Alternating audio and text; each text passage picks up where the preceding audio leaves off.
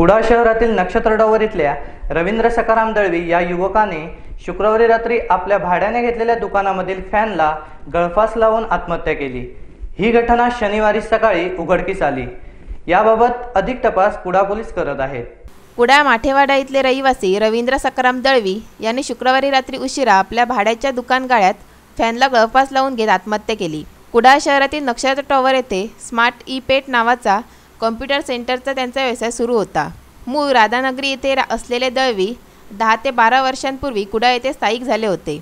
रवींद्र दळवी यांनी शुक्रवारी रात्रीच्या सुमारास गळफास लावून घेत आत्महत्या केली। शुक्रवारी रात्री 11 नंतर दळवी यांचा फोन लागला नाही म्हणून नातेवाईकांनी शोध घेतला असता शनिवारी पहाटे दुकानामध्ये गळफास घेतलेल्या स्थितीत मृतदेह आढळला। आत्महत्येपूर्वी त्यांनी चिठ्ठी लिहून ठेवली होती। त्यात त्यांनी कर्जबाजारीपणामुळे आत्महत्या करत असल्याचे नमूद केले आहे। या घटनेबाबत शनिवारी सकाळी प्रशांत दळवी यांनी पोलिसांना माहिती दिली। त्यानंतर पोलीस घटनास्थळी धाव घेत पंचनामा केला। रवींद्र दळवी यांच्या पश्चात आई-वडील, भाऊ-बहीण, पत्नी आणि 4 वर्षाची मुलगी आणि 2.5 वर्षाचा मुलगा आहे।